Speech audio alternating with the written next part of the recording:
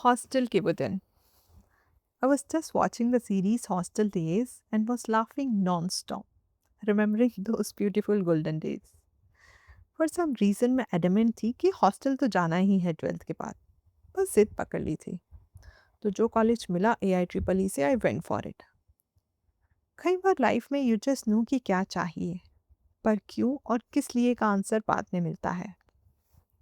Anyways, पहुंच तो गई मैं हॉस्टल, पर मम्मी पापा के जाते ही आंसुओं की नदियां बह गई. कोई हिसाब नहीं था कितना रोई मैं. ऊपर से रूममेट ने ज्वाइन नहीं किया. वार्डन ने बोला कि वो 1 वीक के बाद आएगी. फिर मुझे लगा कि शायद अच्छा ही हुआ, क्योंकि किसी नए के सामने रोना कैसा लगता. घर से पहली बार दूर थी मैं. और पहले आज की तरह थोड़े ही होता था. अनलिमिटेड ऑडियो कॉल ऑप्शन से जब मन करे वीडियो कॉल कर लो. अभी सुनने में बिलीव नहीं होगा, पर पहले व्हाट्सएप जैसे इंस्टेंट ऑप्शंस भी कहाँ थे. एसएमएस थे, वो भी लिमिटेड, जो हेलो हाय में ही ख़त्म हो जाते थे. अभी Netflix, prime prime app, online games, Instagram, इतने सारे एंटरटेनमेंट के ऑप्शंस हैं. तब होता था यूट्यूब या टॉरेंट. टॉरेंट से हम मूवीज़ डाउनलोड करते थे, पर एक एक मूवी डाउनलोड करने में 10-10 घंटे लग जाते थे. और अब तो वाईफाई मतलब क्या ही कहने. कमाल का टाइम था. आप किसी में कितने इंटरेस्टेड हो, इस बात से पता चल जाता था कि उनका बैलेंस ख़त्म होने से पहले ही आप पहुंच जाते थे रिचार्ज कराने. Back to my day one hostel. किसी तरह शाम कटी एंड रात को डोर पे किसी ने नॉक किया. ऊपर रूम 202 में पहुंचो सारे. डरते हुए निकली, देखा सब डरे हुए हैं एंड सीनियर्स बैठे हैं जैसे राजा महाराजा. हम लाइन में खड़े थे स्टैचू बन के. किसी से जॉक तो किसी से सॉन्ग तो किसी से डांस. मेरा नंबर आया तो बोले गाना सुनाओ. मैंने बोला आप सुन पाओगे, मैं बहुत बुरा गाती हूँ. सीनियर बोली जो बोला है वो करो. मैंने बोला ठीक है, एंड गाया सबसे पुराना गाना जो आता था, मुझसे भी बहुत पुराना. जब सुन दिया मेरे भारत ने. आप लोगों ने तो सुना भी नहीं होगा, but for some reason I love this song. I think इसमें मेरे पापा के नॉन स्टॉप प्लेलिस्ट का भी कमाल है. मेरे बेटे को भी आता है अभी ये थोड़ा थोड़ा. And that makes me so proud. वो भी हैरान थे कि क्या गाया मैंने. अगले दिन से कॉलेज स्टार्ट. फिर 1 वीक के बाद रूममेट भी आ गई. बस भी टाइम भागता गया. रूममेट्स बदली, अटेंडेंस पैटर्न चेंज हुआ. फर्स्ट टर्म में 98% से फोर्थ टर्म में 25% पहुंच गई. ये डोंट जज मी प्लीज़. स्टार्टिंग में हर दूसरे दिन घर जाने का मन करता था और बाद में हॉस्टल ही घर जैसा लगता था. स्टार्टिंग में लगता था सब छोड़ छाड़ के चले जाओ. मन करता था बीटेक ही छोड़ दो, कुछ नहीं रखा. लगता था यहाँ सब क्यों बैठे हो, घर जाएं, सिबलिंग्स के साथ जीवन का आनंद लें.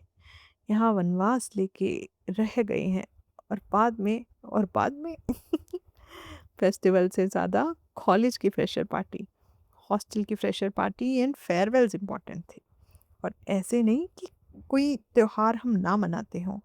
होली पर ज़मीन पे लेट लेट के डांस, ऊपर से लोग बाल्टी से कलर्ड पानी फेंकते थे.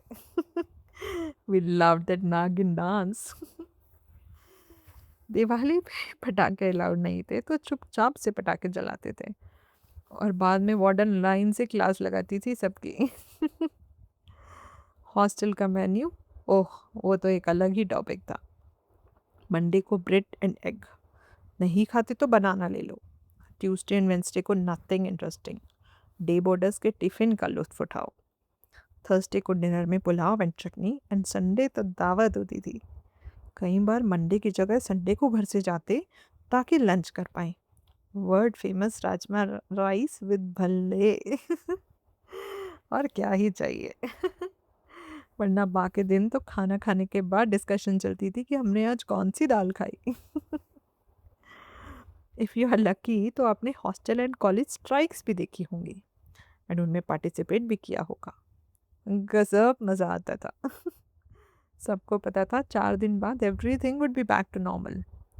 पर नहीं, हमें तो स्ट्राइक करनी है, नारे लगाने हैं, कोई स्लोगन आपने बना दिया तो सबको पसंद आ गया, तो ऐसे लगता था स्टार आप ही हो।